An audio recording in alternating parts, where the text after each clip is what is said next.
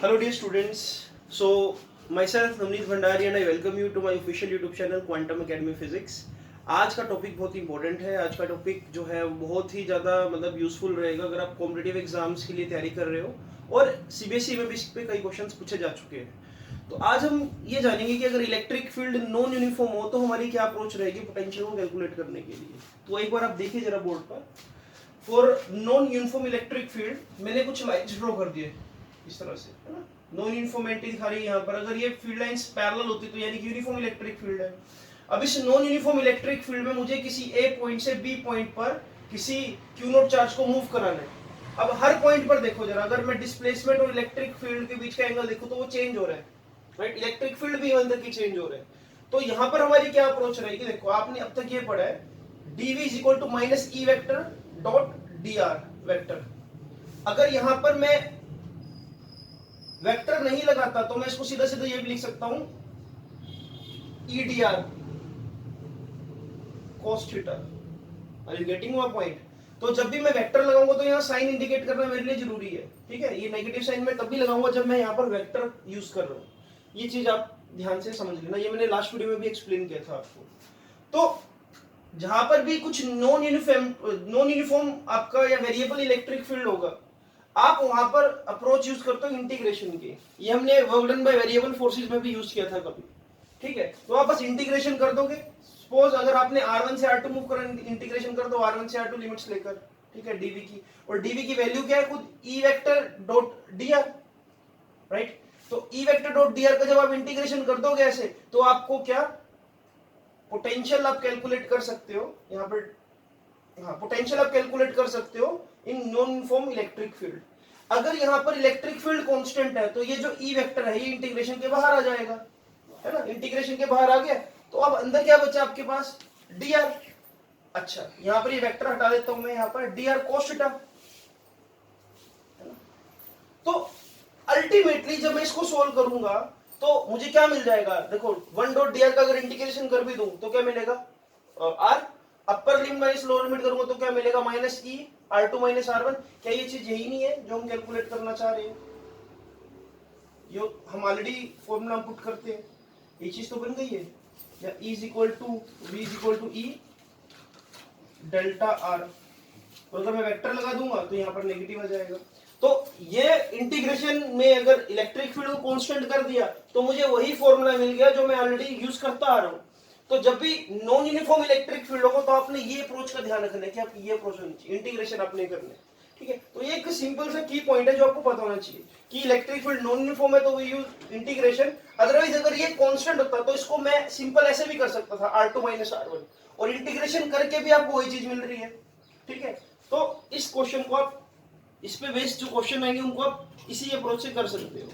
अब आज का जो देखो इंपॉर्टेंट कंटेंट क्या है वो मैं अब कराने वाला हूँ आपको, जिसपे कई क्वेश्चन आ चुके हैं और ये क्वेश्चन बहुत इंपॉर्टेंट भी है। देखो जैसे फॉर एग्जांपल अब तक हम क्या कर रहे हैं कि मुझे इलेक्ट्रिक फील्ड पता है तो मैं पोटेंशियल निकाल सकता हूँ, है ना। इलेक्ट्रिक फील्ड पता है, अगर डिस्टेंस पता है या मुझे डिस्प्लेसमेंट पता तो मैं क्या कर सकता हूँ, मैं पोटेंशियल निकाल सकता हूँ। बट अगर मैं आपको बोलूँ कि फिर आपने पोटेंशियल का यूज करके इलेक्ट्रिक फील्ड निकालना तो आपकी क्या अप्रोच रहेगी, ठीक है।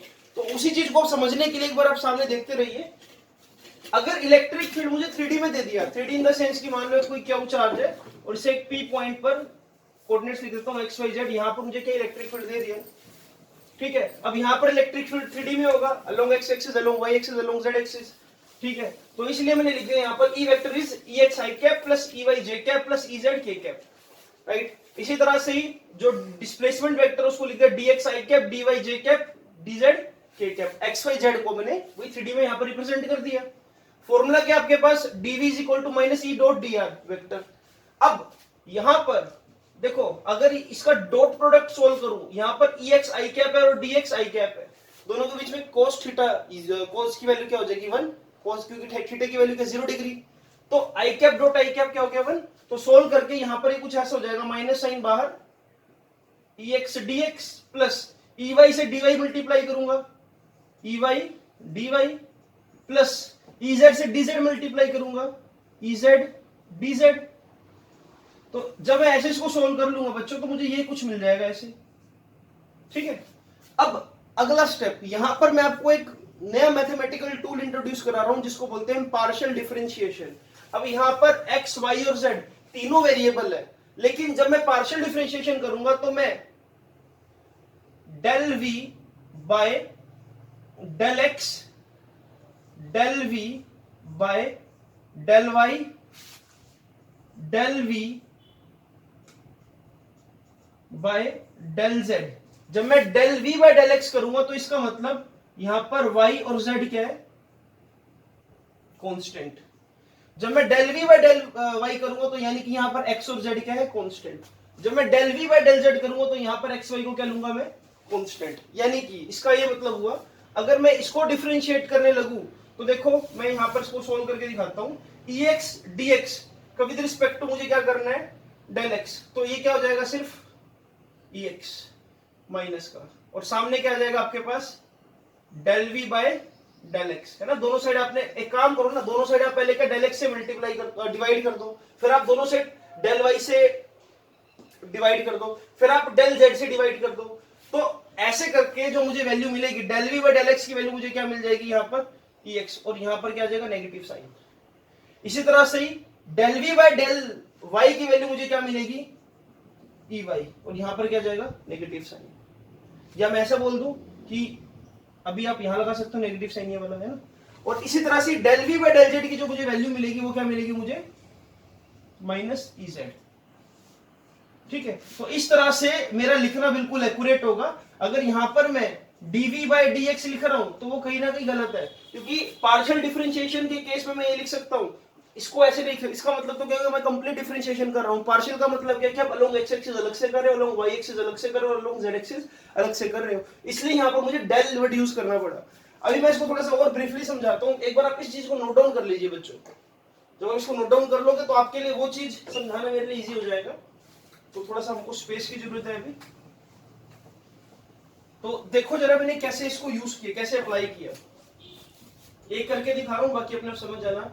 जैसे कि सपोज करो यहां पर dv है, यहां पर है ex dx, माइनस को अंदर मल्टीप्लाई कर दो चलो सबके लिए, ey dy minus ez dz।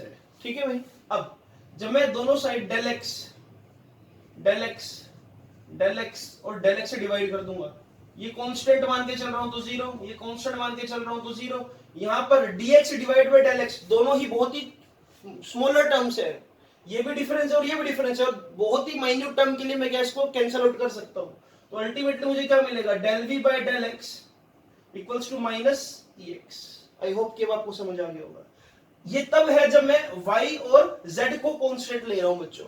अगर मैं अब del v by del y करूं तो मैं दोनों साइड ऐसे ही क्या कर दूंगा, डेल y से डिवाइड कर दूंगा इस तरह से, तो अल्टीमेटली मुझे यहां पर क्या मिल जाएगा, माइनस ey। सिमिलरली मुझे क्या मिल जाएगा, माइनस ez, तो del v by del z। तो this is the thing you can solve. अब इसके ऊपर मैं क्वेश्चंस आपको दे रहा हूं कि कैसे क्वेश्चंस आपने करेक्ट करने हैं, और ये बहुत इंपॉर्टेंट है। ठीक है बच्चों, तो इसको एक बार आप नोट डाउन कर लीजिए ताकि हम इसको थोड़ा सा और अच्छे से समझ सके। अच्छा, अब कंप्लीट रिप्रेजेंटेशन अभी देख लो, एक बार नोट डाउन, मतलब इसको मैं रब नहीं कर रहा, अभी पहले एक बार देख लो। जब मैं तीनों की इंडिविजुअल वैल्यू निकाल लूंगा, आप देखो यहां पर इसमें अगर पुट करो तो कंप्लीट जो ई वेक्टर की रिप्रेजेंटेशन होगी वो क्या होगी, minus del V by del X minus del V by del Y minus del V by del Z. या इसमें से अगर आप माइनस साइन बाहर निकाल लो, अभी अगर मैं निकाल लूं माइनस साइन बाहर तो ये सब कुछ प्लस हो जाएगा ऐसे, राइट। और यहां पर आप क्या लगा दोगे, आई कैप, जे कैप और के कैप। ठीक है, अब यहां पर अगर मैं ऐसे वेक्टर यूज कर रहा हूं तो यहां पर मैं लगा सकता हूं आई कैप, वेक्टर यूज करूं तो लगा सकता हूं जे कैप, वेक्टर यूज करूं तो यहां पर लगा दूंगा मैं अलोंग के cap. So this is the complete representation of electric field in 3D। I hope कि आपको ये चीज समझ आई होगी। यहां पर dv बाय dx नहीं लिखना, यहां पर del v by del x लिखना है, क्योंकि मैं पार्शियल डिफरेंशिएशन कर रहा हूं। यहां पर पार्शियल का मतलब है कि मैं सिर्फ बाकी को कांस्टेंट मानकर एक जगह पर अलोंग x एक्सिस या अलोंग y एक्सिस में निकालना चाह रहा हूं। तो इसको प्लीज एक बार बच्चों नोट डाउन कर लीजिए, आप आपके लिए बहुत बेनिफिशियल रहेगा ये टॉपिक। कैसे क्वेश्चंस आ सकते हैं इसके ऊपर वो भी देख लो जरा। आपको हमने पोटेंशियल दे दिया, पोटेंशियल की वैल्यू है 2x plus 4y minus z, और आपको बताना है कि इलेक्ट्रिक फील्ड 1 2 -1 एक पॉइंट है P, एक पॉइंट है आपके पास A, और उसके कोऑर्डिनेट्स आपको दे दिए 1 2 -1। यहाँ पर इलेक्ट्रिक फील्ड की वैल्यू क्या होगी? पोटेंशियल दे रखा है, इलेक्ट्रिक फील्ड पूछा, वो भी 3D में पूछा है आपसे, और ये भी पूछा है कि मैग्नीट्यूड क्या होगा। यहाँ पर जो आपको भी मैंने पिछला टॉपिक कराया है वो यूज होगा बच्चों, तभी वो टॉपिक बहुत इंपॉर्टेंट है। एक आम सीबीएसई वाले बच्चे के लिए सोचना ही बड़ा मतलब मुश्किल हो जाता है कि क्या लॉजिक अप्लाई करें, क्योंकि जनरली वो जो टॉपिक है वो कॉम्पिटिटिव में कराया जाता है, और जनरली सीबीएसई के बच्चों को पता ही नहीं होता कि डीएक्स यूज करना है या डेल एक्स यूज करना है। तो आई होप कि आपको ये चीज क्लियर होगी कि डेल एक्स क्यों यूज कर रहे हैं पार्शियली, दो चीजों को कांस्टेंट मानकर मैं एक जगह जाना चाह रहा हूं, ठीक है। तो अब देखो जरा यहाँ पर, तो सबसे पहला काम क्या, आप EX फाइंड आउट करो। EX के लिए क्या करोगे आप, minus del V by del X कर दोगे, ठीक है। ये बात बिल्कुल ठीक लिखी है मैंने यहाँ पर। तो del V by del X का मतलब क्या है कि सिर्फ ये वाली टर्म डिफरेंशिएट होगी, तो ऑलरेडी कांस्टेंट है, तो यहाँ पर क्या आ जाएगा, डिफरेंशिएट करके 2x का डिफरेंशिएशन क्या हो जाएगा 2, माइनस साइन है इसलिए आप यहाँ पर ऐसे लिख सकते हो -2 i कैप, ठीक है। मैंने यहाँ पर डायरेक्शन मेंशन कर दी, और यहाँ पर क्या लगा दिया बच्चों, वेक्टर। इसी तरह से अगर मैं ई वेक्टर y निकालूं तो वो क्या हो जाएगा, minus del V by del y। अब सिर्फ इसका डिफरेंशिएशन होगा, ये दोनों कांस्टेंट यानी कि 0, इट विल बी 4y का सोल्व करके क्या आएगा, डिफरेंशिएशन 4, माइनस है तो इसलिए यहाँ पर माइनस जे कैप लगा दो। ये इंडिविजुअली आप निकाल सकते हो कि भाई ये न्यूटन कूलम इनवर्स अलग से निकाल दिए, न्यूटन कूलम इनवर्स अलग से निकाल दिए, या इसको मैं वोल्ट मीटर इनवर्स भी बोल सकता हूँ, ठीक है। इसी तरह से अगर आप इजेड वेक्टर निकालो तो ये क्या होगा बच्चों, minus del V by del Z, यानी कि सिर्फ इसके लिए क्या होगा बच्चों, ये -1 के क्या, न्यूटन कूलम इनवर्स, ठीक है। तो इस तरह से मैंने वैल्यूज को फाइंड आउट करा बच्चों। अगर मुझे कंप्लीट ई वेक्टर लिखना है तो ई वेक्टर क्या होगा, माइनस साइन सब में से कॉमन ले लो, तो 2 + 4 + 1 न्यूटन कूलम इनवर्स, यहाँ पर लगा देते हैं आई कैप, जे कैप और K cap. This is the way how you can represent the E vector. Now one more thing is there, अब आपने मैग्नीट्यूड निकालना है। मैग्नीट्यूड निकालना बहुत ही सरल है, 2 का स्क्वायर, देखो अंडर रूट 2 का स्क्वायर प्लस 4 का स्क्वायर प्लस 1 का स्क्वायर, इस तरह से आप क्या निकाल दोगे, मैग्नीट्यूड निकाल दोगे, ठीक है। ये नेगेटिव साइन तो हटा दो, सच मैग्नीट्यूड में तो कोई नेगेटिव। अच्छा यहाँ पर एक चीज हो, जब इसको सोल्व करोगे कितना आएगा, 4 + 16 + 1 का स्क्वायर 1, तो इट विल बी √21। अब एक चीज देखो, जो नेगेटिव साइन है यहाँ पर हमको सिर्फ ये इंडिकेट कर रहा है कि electric field is always, the direction of electric field intensity is always towards the decreasing potential. तो इसलिए मैग्नीट्यूड में ये नेगेटिव साइन को हम काउंट नहीं करते, ठीक है। इस तरह से आपने क्या अप्रोच लगानी है क्वेश्चंस में। मैं एक दो क्वेश्चंस और करा रहा हूं आपको, ताकि आपको ये चीज अच्छे से क्लियर हो जाए बच्चों, ठीक है। कोशिश करूंगा कि छोटी वीडियो हो और कंटेंट ज्यादा हो, ताकि आपके लिए क्या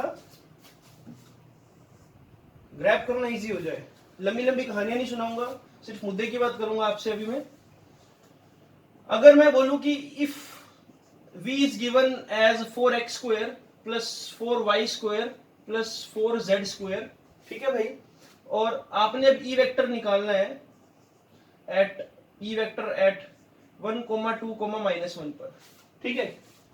अब बताओ कैसे आप अप्रोच यूज करोगे। सिंपल है, देखो आपने एक बार टेक्निक सीख ली है, जो EX वेक्टर होगा वो क्या होगा, minus del V by del Z, यानी कि सिर्फ डेल एक्स, यानी कि सिर्फ इसको यूज करो। जरा इसको सोल्व करिए, क्या आएगा बच्चा, यहाँ पर 8x आ जाएगा, डिफरेंशिएशन करूंगा इसकी में, ठीक है। ये दोनों तो कांस्टेंट है तो इसलिए उड़ा दो इसको।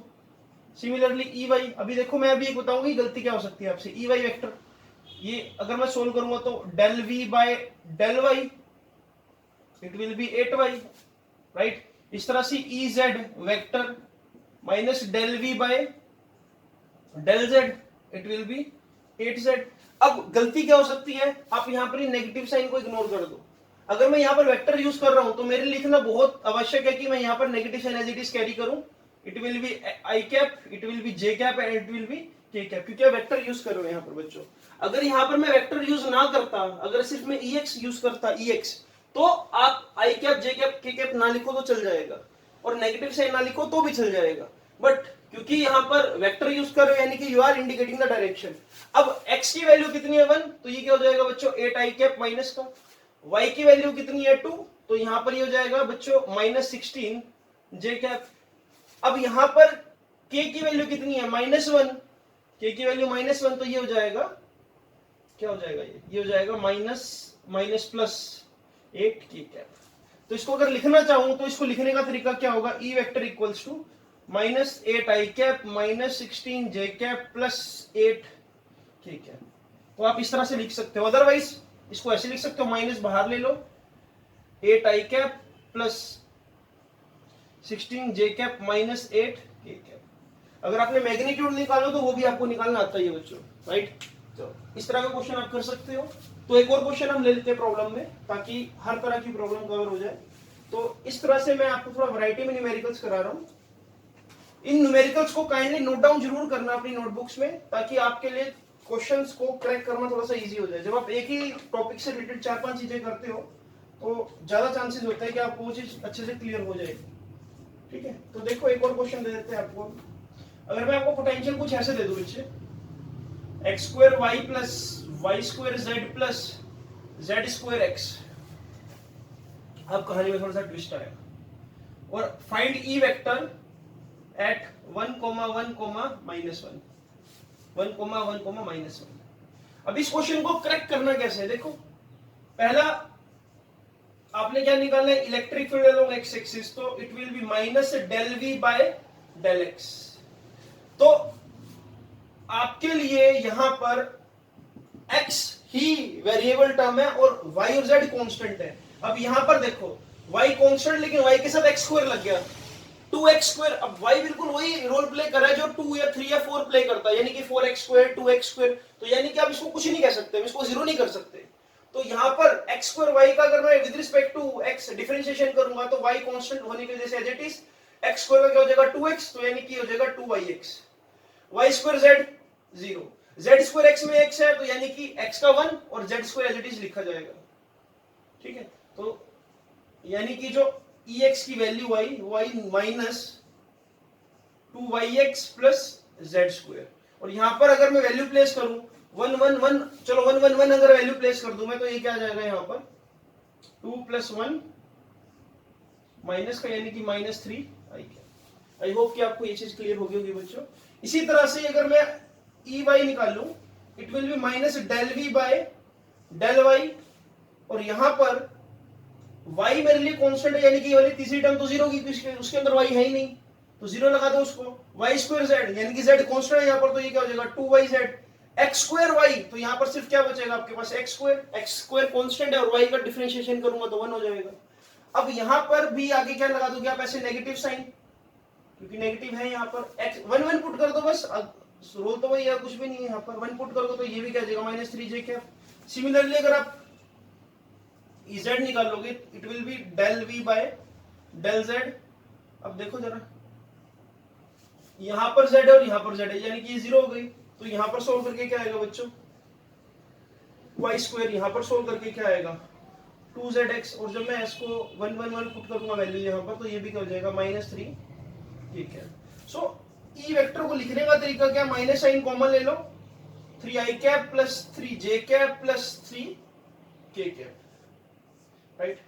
तो this is how I can find the components of electric field and overall electric field as well, और यहां से ही आप मैग्नेटिक निकाल सकते हो। अब कोई दिक्कत नहीं बचनी चाहिए बच्चा इन क्वेश्चन में, और मुझे पूरी उम्मीद है कि आप ये कंसेप्ट को अच्छे से समझ चुके होंगे। तो अब हम अपना नेक्स्ट टॉपिक स्टार्ट करने वाले हैं, जो कि बहुत ही इंपॉर्टेंट है। मैंने जैसे कि मेंशन भी किया था कि कॉम्पिटिटिव एग्जाम्स में और सीबीएसई एग्जाम्स में कई बार ये कॉमन टॉपिक है जो कई बार आया हुआ है, और ये टॉपिक में पकड़ होना बहुत अच्छी बात है आपके लिए, क्योंकि ये हर एक बच्चे के बस की बात नहीं होती, क्योंकि वो लॉजिक्स नहीं समझ पाता, ठीक है। तो टॉपिक का नाम है electric potential due to concentric spherical shells. तो एक बार आप इसको नोट डाउन कीजिए, तो हम टॉपिक स्टार्ट करते हैं। तो बच्चों एक सुंदर सी हेडिंग दे दो, electric potential due to spherical shells. यहाँ पर आपके लिए ये टॉपिक को समझना और जानना बहुत जरूरी है। मैं इसको बिल्कुल सिंपल से बहुत ही कॉम्प्लेक्स प्रॉब्लम्स तक लेकर जाने वाला हूँ, ठीक है। तो क्वेश्चन देखो, सबसे पहले मैं आपके लिए चलो दोबारा से ये चीज ये रिड्रॉ कर देता हूँ, समझा देता हूँ। देखो आपने अब तक ये पढ़ा है कि अगर कोई भी एक कंडक्टिंग शेल है, उसके सेंटर को अगर मैं मान लो ए पॉइंट नाम दे दूं, और एक उसके आउटसाइड पॉइंट ले लेता हूं बी, सरफेस पे पॉइंट ले लेता हूं सी, और सेंटर से जो सबसे बाहर वाला पॉइंट है उसका डिस्टेंस है स्मॉल आर, यानी कि small R is greater than capital R, और यहां से लेकर यहां तक रेडियस जो है वो कैपिटल आर है। आपने बच्चों एक चीज जानी थी कि सेंटर मतलब एक शेल के अंदर इलेक्ट्रिक फील्ड 0 होता है, जिसकी वजह से सेंटर से लेकर सरफेस तक कहीं पर भी अगर मैं पॉइंट मार्क करूं तो पोटेंशियल की वैल्यू क्या सेम है, यानी कि potential at A is equal to potential at C. जितना पोटेंशियल यहाँ पॉइंट पर उतना ही पोटेंशियल सरफेस पर है, यानी कि अगर सरफेस पर वीसी पर पोटेंशियल कितना है के क्यू बाय आर, अगर इस पर मैं पॉजिटिव चार्ज से बिखेर दूं, यूनिफॉर्मली डिस्ट्रीब्यूट कर दूं, तो जितना पोटेंशियल इसके सरफेस पर है के क्यू बाय आर, उतना सेम पोटेंशियल इसके किसी भी इनवर्ट पॉइंट पर होगा, यानी कि के क्यू बाय आर। ये बात वैलिड है बिल्कुल बच्चों।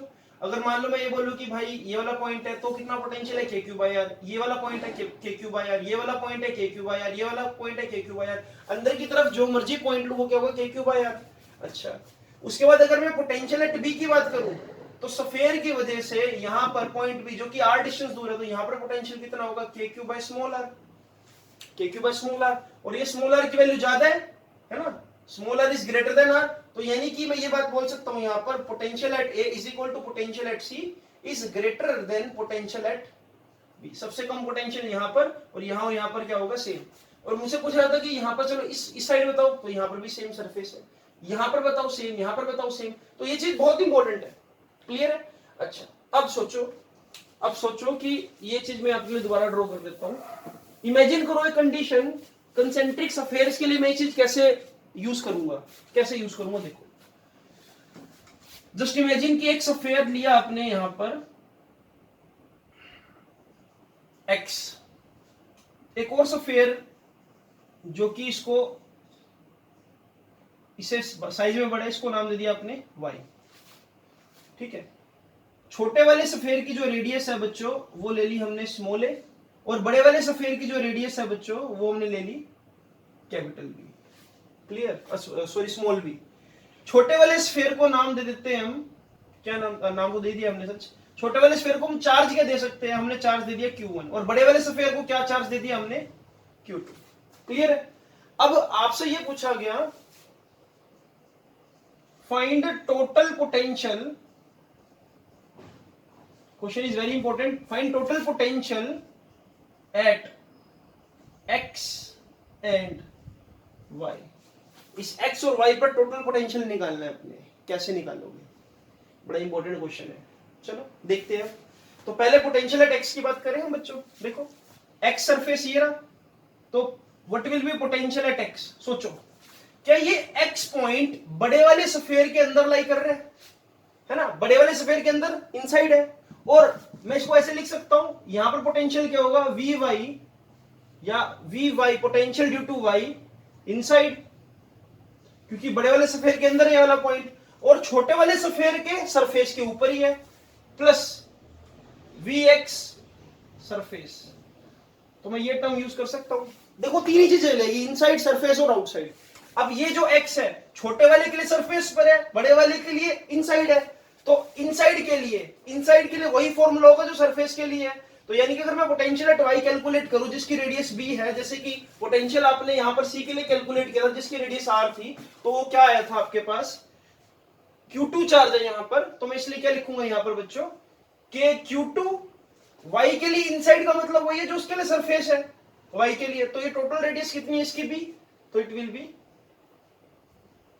k Q2 by b। Similarly अगर मैं अब x के खुद के सरफेस के लिए बात करूं तो इसकी रेडियस क्या है a, तो इट विल बी के Q1 अपॉन में a।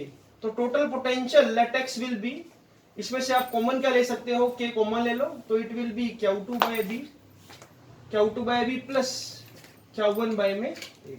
So this is how you can calculate potential at x. Similarly there is one more question कि अब बताओ कि पोटेंशियल एट y क्या होगा। एक बार आप पॉज करके खुद से ट्राई करके देखो, y पर किस किस की वजह से पोटेंशियल हो सकता है, y पर इसके खुद की वजह से पोटेंशियल हो सकता है, तो इसलिए क्या लिखूंगा मैं vy का सरफेस खुद का, है ना, और इस छोटे वाले की वजह से ये पॉइंट क्या हो जाएगा बाहर, तो प्लस vx आउटसाइड।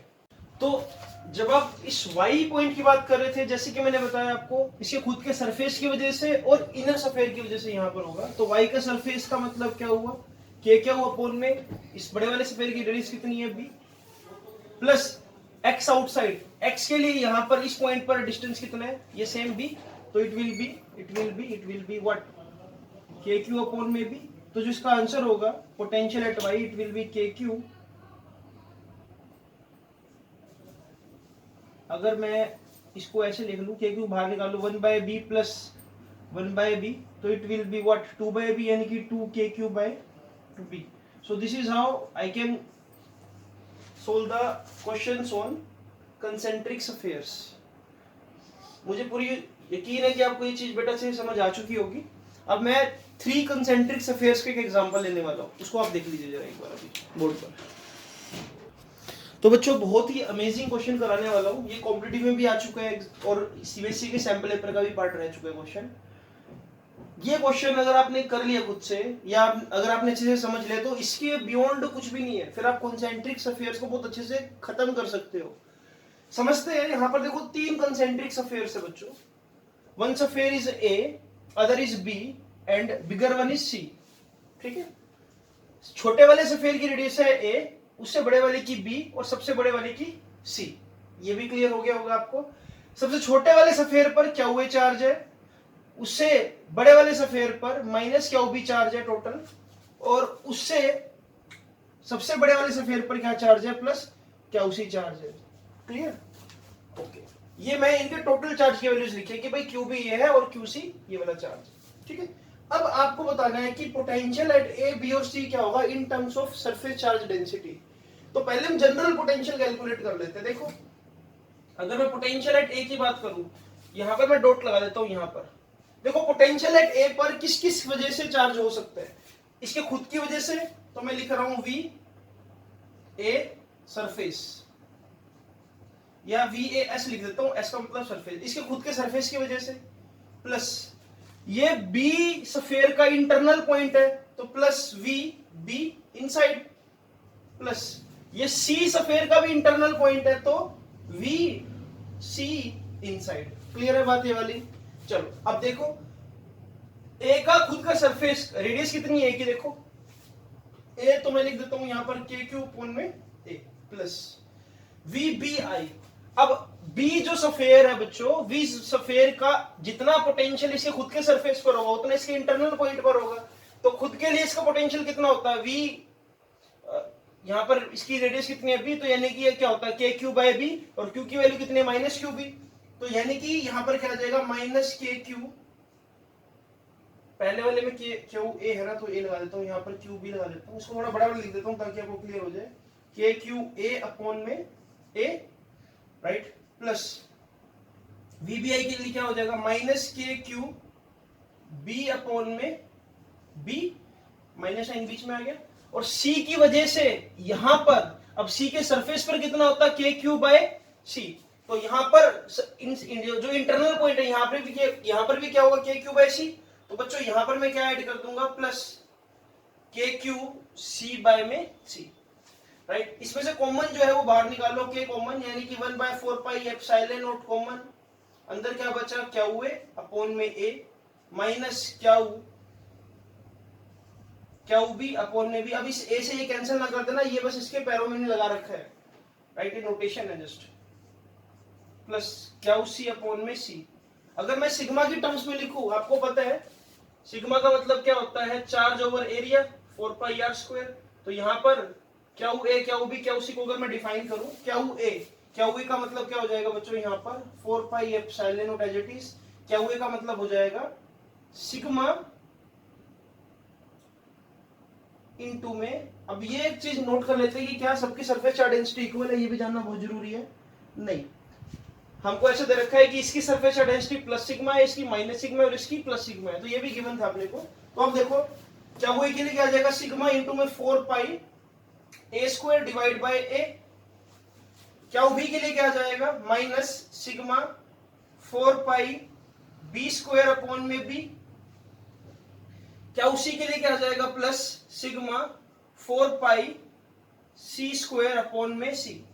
तो जब इसको मैं सिंपलीफाई करूंगा, इसको सिंपलीफाई करके ऊपर लिख देता हूं, देखो इसमें से कॉमन क्या आएगा, सिग्मा सब में से कॉमन आ जाएगा, 4 पाई सब में से कॉमन आ जाएगा। अगर एक बार मैं चेक कर लेता हूं क्या आपको विजिबल है यहां से ये चीज, इसको थोड़ा सा मैं और क्लोज दिखा रहा हूं आपको, एक बार आप ध्यान से देखिए जरा एक बार इसको। ठीक है, इस रिजल्ट के लिए मैं थोड़ा सा आपको एक चीज क्लियर कर देता हूँ। देखो ये 4 पाई से ये वाला 4 पाई कैंसिल, ये 4 पाई से ये 4 पाई भी कैंसिल, ये 4 पाई भी कैंसिल, तो यानी कि यहां पर जो रिजल्ट मिलेगा it will B sigma by epsilon not, ऊपर ए स्क्वायर है नीचे ए, तो यहां पर क्या रह जाएगा सिर्फ ए, बी स्क्वायर अपॉन में बी तो minus B, plus C square upon में सी प्लस सी। तो this is first point, potential at A आपने कैलकुलेट कर लिया। आई होप कि बच्चों ये चीज आपको क्लियर होगी। ठीक है, तो अब इसको आप नोट डाउन कर लो जरा एक बार, और एक बार वीडियो को पॉज करके खुद से लॉजिक लगाओ कि क्या आपको समझ आया या नहीं आया समझ। ठीक है, इसको आप नोट डाउन कर सकते हैं। अब मैं पोटेंशियल बी के लिए निकालूंगा। तो अब देखो पोटेंशियल एट बी कैसे निकालेंगे हम, अगर मुझे यहाँ इस सरफेस पर निकालना है बच्चों। ठीक है, ध्यान से देखिए, पोटेंशियल मुझे निकालना है वीबी। ठीक है, तो बी पॉइंट इस बीच वाले सफेयर का तो सरफेस हो गया, तो मैं इसलिए यहां पर लिख देता हूं it is V B due to surface S plus V C inside, बड़े वाले सफेयर के लिए इनसाइड पॉइंट हो गया और सबसे छोटे वाले सफेयर के लिए आउटसाइड पॉइंट हो गया, तो इसलिए प्लस वी ए आउटसाइड। अब देखो जब मैं वैल्यू प्लेस करूंगा V B on the surface, तो यानी कि क्या हो जाएगा माइनस के क्यू ए अपॉन में इसकी खुद की रेडियस कितनी है बी।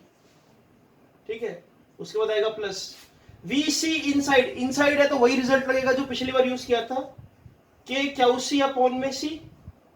इसके बाद वी ए आउटसाइड, ए के लिए आउटसाइड है तो ये क्या हो जाएगा plus K Q A upon में ए। तो इतनी चीज अगर आपको क्लियर हो गई है बच्चों तो आगे देखो जरा। उसके बाद अगला स्टेप वही है, के को बाहर निकाल लो। के को बाहर निकालने का मतलब है कि 1/4 पाई एप्सिलॉन नॉट को बाहर निकालो, अंदर क्या बचेगा माइनस क्यू ए की जगह डायरेक्टली मैं लिख रहा हूं माइनस सिग्मा इंटू में 4 पाई, यहां पर सॉरी बी आएगा ना, क्यू बी, क्योंकि इसके खुद के सरफेस पर कितना क्यू बी चार्ज है ना, माइनस क्यू बी, तो it will be 4 pi B square upon में B, similarly plus sigma 4 pi C square upon में सी, उसके बाद plus sigma 4 pi A square upon में ए। तो जब मैं इसको सिंपलीफाई करूंगा बच्चों तो देखो यहां से सिग्मा को बाहर निकालो, तो यहां पर बाहर बचेगा क्या सिग्मा बाई एप्सिलॉन नॉट, 4 पाई से 4 पाई उड़ जाएगा, और यहां पर जो टर्म बचेगी आपके पास वो टर्म बचेगी बी स्क्वायर अपॉन में बी नेगेटिव का। ठीक है, उसके बाद प्लस सी स्क्वायर अपॉन में C plus A square upon में ए। ठीक है, तो एक बार इसको हम क्रॉस वेरीफाई कर लेते हैं, एक बार आप इसको नोट डाउन कीजिए। ठीक है, तो अगर आप इसको ऐसा लिख रहे हो बच्चों तो यहां पर आप एक छोटी सी मिस्टेक कर रहे हो। अब वो मिस्टेक क्या है देखो, आप खुद सोचो एक बार, क्योंकि देखो जब भी आप ये पोटेंशियल वाले क्वेश्चन करो रिजल्ट को क्रॉस वेरीफाई जरूर करो। ये वाले पॉइंट को अगर मैं मार्क करूं, देखो ये वाला पॉइंट इस छोटे वाले सफेयर के लिए आउटसाइड है, आउटसाइड के लिए मैं डिस्टेंस क्या यूज करना चाहिए था बी, लेकिन हम यूज यहां पर क्या करने लग गए हैं इसको, ये देखो जरा यहां पर, तो ये एक इसमें मिस्टेक है। इस मिस्टेक का आपने बहुत खास ध्यान रखना है कि आप फ्लो में कई बार क्या हुए बाय में ए कर दोगे यहां पर, जबकि ये क्या होगा क्या हुए बाय में बी, क्योंकि ये अंदर वाले सफेयर के लिए आउटसाइड पॉइंट है। ठीक है, तो इसलिए यहां पर क्या हुए बाय बी, सिमिलरली यहां पर क्या आएगा आपके पास, अगर मैं इसको सिंप्लीफाई करके लिखूं ऐसे, तो it will B sigma 4 pi A square, surface density उसके अंदर वाले की रहेगी, डिवाइड बाय बी, तो यहां पर ए स्क्वायर बाय बी आएगा आपके पास। अब आगे देखो जरा बच्चों, जब आप इसको ऐसे लिख लोगे सिग्मा बाय एप्सिलॉन नॉट, यहां पर बचेगा आपके पास, इसको मैं पहले लिख देता हूं C minus B plus A square by B. तो मैं इस तरह से इसको छोड़ सकता हूं अगर आप चाहो, अदरवाइज इसको थोड़ा सा और सिंप्लीफाई कर दो, sigma by epsilon not C को एज इट इज रखो, तो it will be minus B square plus A square divide by B. So this is net potential at surface B.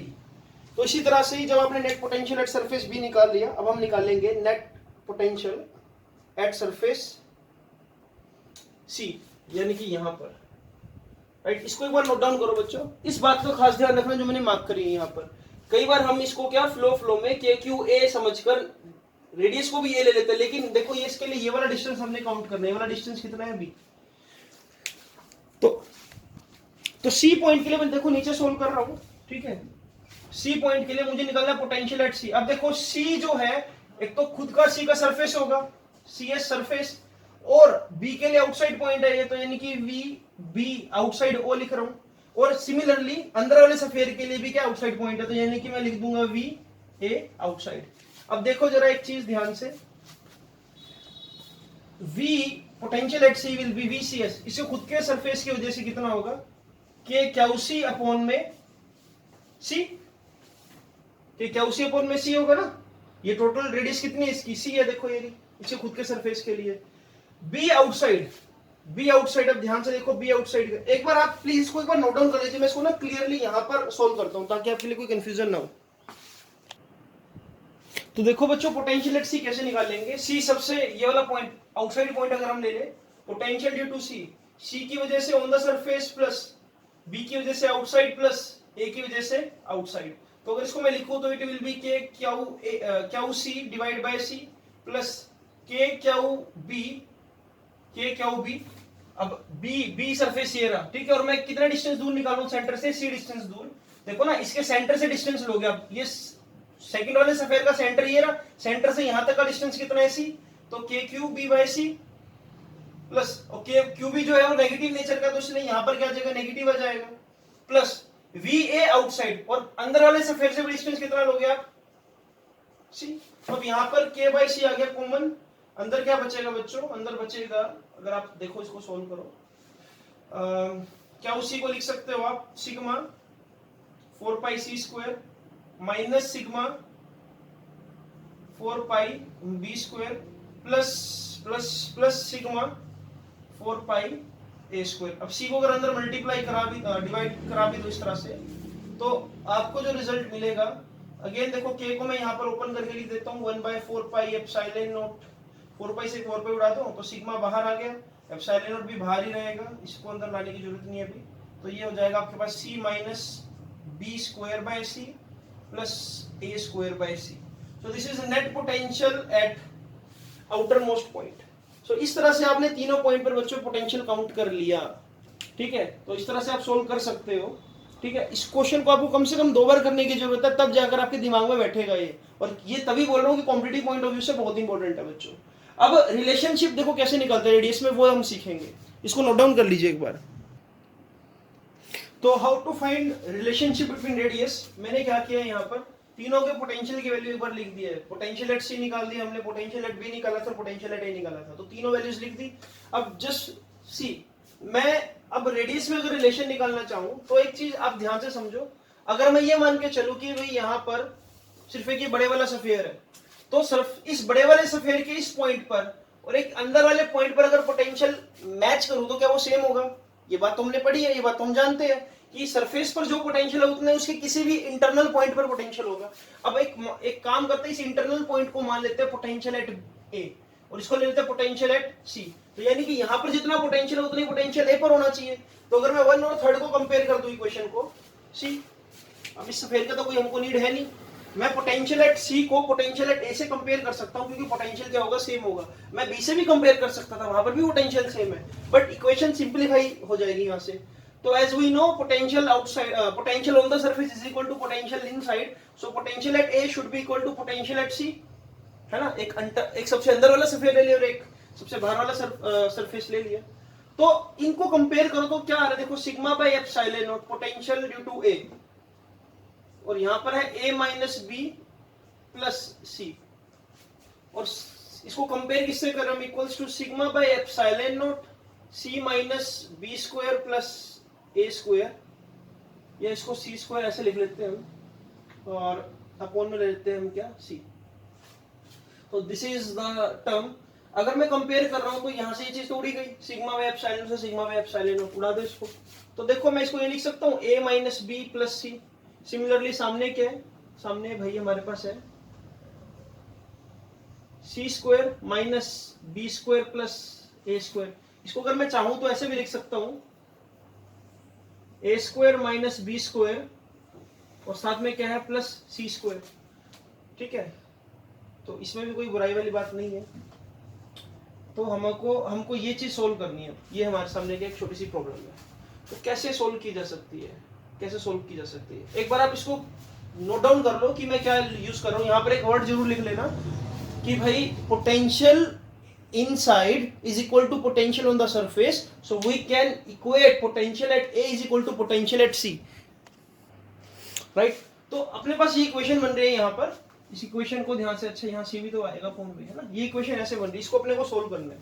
तो देखो एक तरीका है इसको सोल्व करने का, अगर मैं इसको ऐसे लिखूं, C square divide by C क्या हो जाएगा, C plus A square minus B square divide by C equals to A minus B plus C, C से सी उड़ जाएगा भी ये वाला, और ये वाला सी इधर मल्टीप्लाई हो जाएगा, तो सी आ जाएगा ये ए माइनस बी के equal equals to A square minus B square, और जहां तक मुझे थोड़ा होता भी फॉर्मूला पता है ये वाला, तो ये होता है ए प्लस बी इंटू में ए माइनस बी, ये हर एक बच्चे को पता होगा, मजाक कर रहा हूँ। अच्छा, तो यहाँ पर आपको क्या मिल गया, सी इंटू ए माइनस बी, ए माइनस बी से ए माइनस बी उड़ा दो, तो यानी कि जो सी है वो किसके इक्वल आ गया, A plus B. This is the relation between the radius. अब आपको चार ऑप्शन कुछ ऐसे दे देते अगर कॉम्पिटिटिव क्वेश्चन बनाता मैं, C is equal to a plus b divided by 2, C is equal to a plus b, C is equal to a plus b by 2, C is equal to 3 by 2 times of a plus b। तो इस तरह से आपको competitive question बनाकर मैं दे सकता था और आपने ऐसे इसको सोल्व करना था। Just compare the potential and find out the relationship between radius of the sphere. तो मेरे ख्याल से ये अब तक का पोटेंशियल का सबसे ज्यादा लेंथी क्वेश्चन रहा होगा, बट फिर भी मैं बोल रहा हूं कि लॉजिक्स पर जाना, इस क्वेश्चन को 2 बार ट्राई करना, और तब जाकर ये आपको क्या दिमाग में घुसेगा। एक क्वेश्चन और करते हैं वैसा। So now this is again one of most important question for competitive exam. यहाँ पर भी 3 स्फेरिकल शेल्स है, और एक शेल जो अंदर है सबसे उसको नाम दिया ए, उससे बाहर वाली को बी और उससे बाहर वाले को सी। अंदर वाले की रेडियस है आर, बाहर वाले की 2r और सबसे बाहर वाले की 4r रेडियस। चार्जेस कैसे है, अंदर वाली पर कैपिटल क्यू चार्ज, बीच वाली पर क्यू चार्ज स्मॉल क्यू, और बाहर वाली पर 2q चार्ज। आपको यहां पर यह बताना है कि बी शेल पर क्यू की वैल्यू क्या है। अगर मैं बी शेल पर क्यू की वैल्यू क्या है अगर मैं इस शेल की अर्थिंग कर दूं, तो एक बार इस क्वेश्चन को नोट डाउन कीजिए, इस क्वेश्चन को बनाइए नोटबुक पे, और फिर हम सोल्व करते क्वेश्चन को। तो सी स्टूडेंट अब कैसे करेंगे, after earthing shell B how to find the charge on shell B. ठीक है, देखो कैसे, जब मैं किसी भी चीज की, कंडक्टर की अर्थिंग करता हूं तो उस पर पोटेंशियल अपने आप बाय डिफॉल्ट क्या हो जाते हैं, 0। तो मैं यहां पर क्या मानूंगा कि पोटेंशियल एट बी क्या है, 0। अर्थिंग का मतलब क्या है कि 0 पोटेंशियल हो गया, ग्राउंड का पोटेंशियल 0 होता है। ठीक है, अब अगर वी बी इक्वल टू 0 है, इसको मैं क्या लिख सकता हूं, मुझे potential at B find out करना है अगर, तो मैं फॉर्मूला क्या लगाता, ठीक है, मैं ये फॉर्मूला लगाता कि भाई सी स्फीयर के लिए तो ये इंटरनल पॉइंट है, तो मैं वी सी इन लिख रहा हूं कि वी सी के लिए इंटरनल पॉइंट है, प्लस ए के लिए एक्सटर्नल पॉइंट है। अगर मैं ए स्फीयर की बात करूं उसके लिए आउटसाइड है, तो मैं लिखूंगा यहां पर वी ए आउटसाइड, और बी के खुद के सरफेस के ऊपर है तो V B on the surface. तो ये वैल्यू क्या होती है, वी सी। वी सी के लिए क्या होता है, देखो वी सी के लिए जो यहां पर पोटेंशियल होता है वहीं पे होता है, तो वी सी के ऊपर चार्ज कितना है, K2Q, और इसकी खुद की रेडियस कितनी है, 4r, प्लस ए के लिए क्या होता है, ए पर चार्ज कितना है, ए पर क्या चार्ज है, तो यानी कि KQ, और इसकी रेडियस कितनी है, यहां से लेकर इसकी खुद की रेडियस r है, लेकिन पॉइंट कितना दूर है, यहां पर पॉइंट है ना VV पर, तो टोटल ये कितना डिस्टेंस हो जाएगा, 2r, प्लस बी के लिए खुद के सरफेस पर निकालना है, तो खुद इस पे चार्ज कितना है, KQ अपॉन में ये डिस्टेंस कितना है, 2r। अब ये सारा कुछ किसके इक्वल चल रहा है, 0 के इक्वल। मैं इसको ऐसे कंपेयर क्यों करा रहा हूं, क्योंकि मुझे क्या निकालना है। अब देखो यहाँ पर सब में से कॉमन क्या होगा, k बाय r कॉमन आ गया, तो बाहर इधर निकाल दो, यहाँ पर क्या बचेगा, 2q by 4 plus q by 2 plus small q by 2। अब यानी कि ये क्या हो जाएगा, q बाय 2, है ना, सोल्व करूंगा तो कितना आ जाएगा, ये q प्लस q बाय 2। तो यानी कि अगर मैं 0 से कंपेयर करूं इसको, तो it will be -2q equals to q। इस तरह से मैं क्वेश्चन को कर सकता हूँ। सो आई होप कि आपको ये चीज क्लियर होगी बच्चों। तो इसको प्लीज एक बार नोट डाउन कर लीजिए।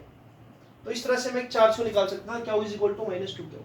अर्थिंग वाले क्वेश्चन को ऐसे करना है, अर्थिंग वाले क्वेश्चन में आपसे चार्ज पूछा जाएगा तो आप ऐसे इसको सोल्व कर सकते हो। अगर मैं अर्थिंग यहाँ पर कर देता इस जगह पर, और यहाँ पर मैं क्यू चार्ज आपको दे देता और यहाँ पर कोई चार्ज की वैल्यू दे देता, तो भी मैं ऐसे ही फाइंड आउट करता। तो मैं सी को आधार मानकर सारा पोटेंशियल यहाँ पर कंपेयर करता और जीरो कर देता। तो इसको एक बार प्लीज नोट डाउन कर लीजिए बच्चों। Now see one more question is there. This question is about कि भाई अगर एक शेल अंदर है एक शेल बाहर है और उनको हमने वायर से कनेक्ट कर दिया। एक हेडिंग दे सकते हो, when two shells are connected through connecting wire. इससे पहले क्या था, हमने एक शेल को ग्राउंडेड कर दिया, अर्थिंग कर दिया, और अब यहाँ पर क्या कनेक्टिंग वायर से कनेक्ट कर दिया। ये क्वेश्चन बहुत हेल्प करेंगे कॉम्पिटिटिव में, बता रहा हूँ आपको मैं। तो देखो, तो एक ये क्वेश्चन करने के लिए आपको कुछ बातों की नॉलेज होनी चाहिए कि चार्ज कभी भी ए पॉइंट से बी पॉइंट पर तभी फ्लो करेगा जब दोनों पॉइंट्स में पोटेंशियल डिफरेंस होगा। दूसरी बात, चार्ज तब तक फ्लो करेगा जब तक पोटेंशियल डिफरेंस दोनों का सेम ना हो जाए। पानी तब तक फ्लो करेगा जब तक हाइट का डिफरेंस है, अगर हाइट का डिफरेंस गायब कर दो तो पानी का फ्लो करना बंद हो जाएगा। इसी तरह से हीट तब तक फ्लो करेगी जब तक टेम्परेचर डिफरेंस है, हीट तब फ्लो करना बंद कर देगी जब टेम्परेचर डिफरेंस क्या हो जाएगा, जीरो हो जाएगा। तो आपने यही चीज समझनी है कि भाई अगर मैं वायर कनेक्ट कर दूं तो क्या होगा। हम ऐसा एज्यूम कर लेते हैं कि कुछ क्यू अमाउंट का चार्ज यहां से इस शेल के ऊपर चला गया। तो यानी कि यहां पर मैं क्या लिख दूंगा कि भाई जो शेल अंदर वाली है ए, इसको बाहर वाली को बी नाम दे दो। शेल ए पर जो चार्ज हम ले लेते हैं वो मान लेते हैं कि टू क्यू माइनस क्यू है, और शेल बी पर जो चार्ज आ गया वो क्या आ गया, फाइव क्यू प्लस क्यू। ठीक है भाई, इस यहां से चार्ज बाहर की तरफ लीक आउट होना स्टार्ट हो गया और इसने चार्ज एक्वायर कर लिया क्यू। अब मुझे क्यू चार्ज एक्वायर करना, मतलब मुझे क्यू चार्ज फाइंड आउट करना है कि भाई फाइनल चार्जेस क्या होंगे शेल ए और शेल बी पर। देखिए, तो charge will flow until potential at A become equal to potential at B. बात बिल्कुल ठीक है। तो पोटेंशियल एट ए क्या होगा इस कंडीशन में, ए पर खुद की वजह से कितना होगा, two Q minus Q upon में आर। बाहर वाले की वजह से क्या होगा, plus five Q plus Q upon में टू आर। ये चीज आप समझ गए होंगे कि भाई यहाँ पर ये इसका इंटरनल पॉइंट हो गया, ये इसका खुद का सरफेस हो गया।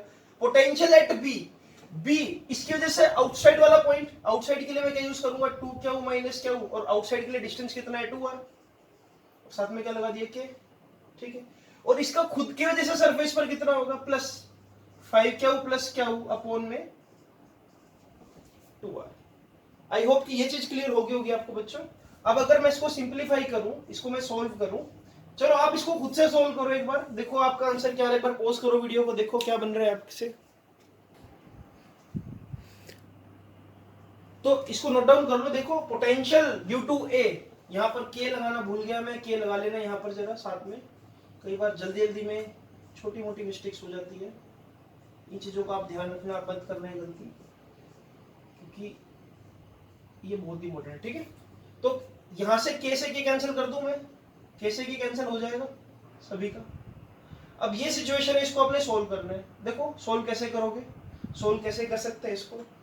अगर मैं इसको बिल्कुल ऐसे ओपन कर दूं, देखो two Q by R minus Q by R plus five Q by में two R plus Q by में two R equals to two Q upon में टू आर, यानी कि क्या हो जाएगा, Q by R minus Q by में two R plus five Q by में two R plus Q by में टू आर। आपने स्मॉल क्यू की वैल्यू निकालनी है, और ये देखो क्या कुछ कैंसिल हो रहा है यहाँ पर टू क्यू बाय आर है ना, टू क्यू बाय आर क्या यहाँ पर कहीं है, नहीं।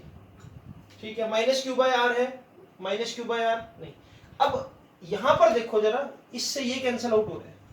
ठीक है, तो यहाँ पर आपको क्या मिला, अगर मैं इसको सोल्व करूं, क्यू बाय आर बाहर आ गया। ठीक है, क्यू बाय आर बाहर निकालो और यहां रह जाएगा one plus five by two. Similarly यहां पर देखो कुछ कैंसिल हो रहा है क्या, नहीं हो रहा है। यहां पर ये है माइनस क्यू बाय आर और ये है plus Q by two R, तो ये प्रॉब्लम हो गई, कोई बात नहीं। अगर मैं यहां पर सभी का एलसीएम लूं तो सभी का एलसीएम टू आर आ जाएगा इस तरह से। ठीक है, सभी का एलसीएम अगर टू आर आ गया तो यहां पर आ जाएगा four Q minus 2q plus 5q plus q। ठीक है, इस तरह से सोल्व कर लिया एलसीएम लेकर। अब इस r से ये वाला r उड़ा दूं यहां से मैं। ठीक है, अब इस 2 को यहां पर मल्टीप्लाई करा दूं, राइट, तो ये हो जाएगा 2q, ये हो जाएगा कुछ ऐसे 2q प्लस यहां पर क्या था आपके पास, यहां पर क्या था 2q प्लस 5/2 q, यानी कि 10/2 q हो जाएगा, ये 10 q हो जाएगा। ठीक है, या आप एक काम करो ना, इसको एज इट इज रहने दो। अगर आप एलसीएम यहाँ नहीं ले रहे हो कुछ भी, यहाँ पर आपने एलसीएम नहीं, यहाँ पर आपके पास क्या आ रहा है 2r आ रहा है ना। तो अगर इस 2r को मैं यहाँ पर मल्टीप्लाई कराऊं इसके साथ, तो यहाँ पर अगर 2r से मल्टीप्लाई करा दोगे तो आपको सोल्व करके क्या मिलेगा, q इंटू में 2r, यानी कि 2qr divide by r plus 5 to the 10qr divide by 2r। तो जब मैं सोल्व करूंगा r से r कैंसिल आउट, 2r से ये यहां पर सोल्व करके क्या रह जाएगा 5, तो यानी कि कितना आ गया बच्चों 7q। अब देखो यहाँ पर 4q प्लस 5q 9q, और यहाँ पर minus 2q plus q minus q, right. अब अगर मैं 9q माइनस 7q और इस माइनस q को उधर ले जाऊं, सोल्व करके मुझे यहाँ पर क्या मिलेगा बच्चों, q is equal to 2q। तो कैलकुलेशन वाला पार्ट एक बार आप खुद से देख लेना। लॉजिक मैंने आपको बता दिया कि आपने ऐसे कंपेयर करना है। इससे मुझे ये पता लगा कि ये सारा का सारा 2q चार्ज, सारा का सारा 2q चार्ज यहां पर चला जाएगा, और ये कितना बना लेगा 5q प्लस 2q। अब ये बिल्कुल लॉजिकल बात है, ये बिल्कुल सही बात है। ये सारा का सारा 2q इसके सरफेस पर अपीयर हो जाएगा। अगर मैं यहाँ पर कनेक्टिंग मीडियम दे दूं तो टोटल चार्ज आपको कितना मिल जाएगा यहाँ पर 7q। इस तरह से आप इन क्वेश्चंस को क्रैक करोगे। लॉजिक क्या लगाया, charge will flow until the potential become same. तो ये सारा का सारा चार्ज यहाँ बाहर फ्लो करके, और बाहर कितना फ्लो, अब क्या की वैल्यू निकाल सकते हो 2q। अब मैं आपको एक और चीज बताता हूं जो आपने पिछले चैप्टर में भी किया था, उससे आपको एक चीज और क्लियर हो जाएगी अच्छे से।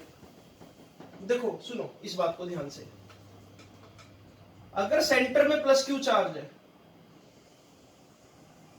और ये एक शेल बनाई मैंने, ये शेल का इनर पार्ट है और ये शेल का आउटर पार्ट है, ठीक है। और मैं आपको क्वेश्चन दे दूं कि भाई ये पूरी एक शेल है, शेल का इनर पार्ट और आउटर पार्ट, ठीक है। यहां पर चार्ज है 2q। अगर मुझसे पूछा जाए कि टोटल सरफेस चार्ज डेंसिटी क्या होगी आउटर फेस के लिए, तो मैं क्या करूंगा, देखो प्लस q चार्ज यहां पर, जिसकी वजह से इसके इंटरनल फेस पर इंड्यूस होगा minus q charge, outer face पर इंड्यूस हो जाएगा प्लस q चार्ज, यहां पर माइनस q चार्ज, और बाहर जाकर कितना हो जाएगा दोबारा से प्लस q। तो इसलिए आउटर फेस पर हम सरफेस चार्ज डेंसिटी को क्या काउंट करते हैं 2q प्लस q, ठीक है। कब, जब बीच में एक मैं यहां चार्ज रख दूं इस तरह से, अगर यहां पर कोई चार्ज ना होता तो इसका आंसर सिर्फ क्या होता 2q। क्लियर है। अब वायर कनेक्ट कर देने से ये यही सिनेरियो तो बन गया बिल्कुल। वायर कनेक्ट कर देने से यहां पर कितना चार्ज था 2q, यहां पर कितना है माइनस 2q, और बाहर की तरफ कितना इंड्यूस हो गया दोबारा से प्लस 2q, ठीक है। तो ये लॉजिक यहां पर आपने अप्लाई करना है। आज मैंने जितने भी मुझे लग सकता था कि भाई स्फेरिकल कंसेंट्रिक शेल के क्वेश्चन इंपॉर्टेंट है, मैंने आपको सारे करवाए हैं। इस वीडियो लेक्चर के नोट्स आप ध्यान से बनाना, इसके डाउट्स में लेने को तैयार हूं, आप मुझे व्हाट्सएप कर सकते हो, पर इसको बिल्कुल आपने क्या एक्यूरेटली लिखना है। इलेक्ट्रिक फील्ड वाले क्वेश्चन भी आपने दोबारा से करने हैं। और ये भी एक चीज मैं आपको क्लियर कर देता हूँ थोड़ी सी, जो स्टार्टिंग में टॉपिक कराया है। देखो what is the accurate way to write electric field intensity. अगर आप EX वेक्टर लगा रहे हो तो you will write minus delta del V by del X, साथ में आप आई कैप लगा सकते हो। EY वेक्टर लगा रहे हो तो minus del V by del Y, साथ में आप जे कैप लगा सकते हो।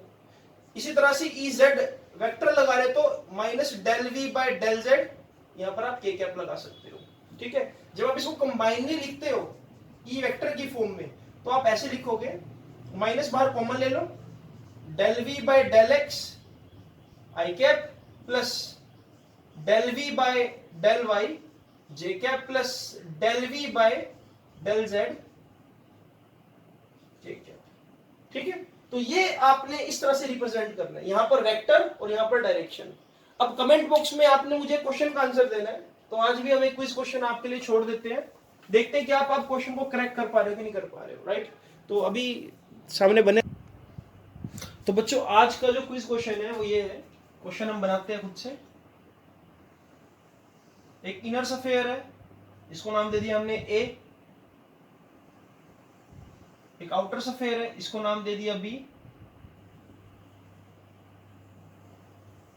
और एक और आउटर सफेयर बना दिया सी। इसकी रेडियस है आर, इस वाले की रेडियस है 2r, और सबसे बाहर वाले की जो रेडियस है डेट इज 3r। ठीक है, अब ध्यान से देखो क्या करने वाले हम। इस पर चार्ज है कैपिटल क्यू, इस पर चार्ज है -2q, और सबसे बाहर वाले पर चार्ज है +3q। या let us take small q। अगर मैं बाहर वाले शेल की अर्थिंग कर दूं, अगर मैं बाहर वाले शेल की अर्थिंग कर दूं, तो what is value of small q? इस चार्ज की वैल्यू क्या होगी अगर मैं इसकी अर्थिंग कर दूं यहां पर। ठीक है, तो आपने ये बिल्कुल मेरे एग्जांपल की तरह ही क्वेश्चन करना है। देखते कमेंट बॉक्स में इसका आंसर सबसे पहले कौन देगा। अगला लेक्चर जो मेरा रहेगा वो थिन और कंडक्टिंग स्फेरिकल शेल्स के ऊपर रहेगा, जहां पर मैं आपको ये बताऊंगा कि चार्ज इंड्यूस कैसे करते हैं, फील्ड लाइंस को ड्रॉ कैसे करते हैं अंदर की तरफ। तो ये भी बहुत अच्छा टॉपिक रहेगा, कंसेप्चुअल टॉपिक रहेगा। आज वाले लेक्चर के नोट्स अच्छे से बनाना बच्चों। और this is the quiz question, repeat कर देता हूं। 3 शेल्स है ए, बी और सी, रेडियस r, 2r और 3r। सी की हमने अर्थिंग कर दी, मुझे बताओ कि सी पर क्या चार्ज कितना होगा। ठीक है, तो कमेंट में आप मुझे इसका आंसर बताओ, और मैं मिलता हूं आपसे अगली वीडियो में। इस वीडियो के जो भी डाउट्स होंगे आप मुझे व्हाट्सएप कर सकते हो। I will be available for your doubts. मिलते हैं आपसे बच्चों, बाय।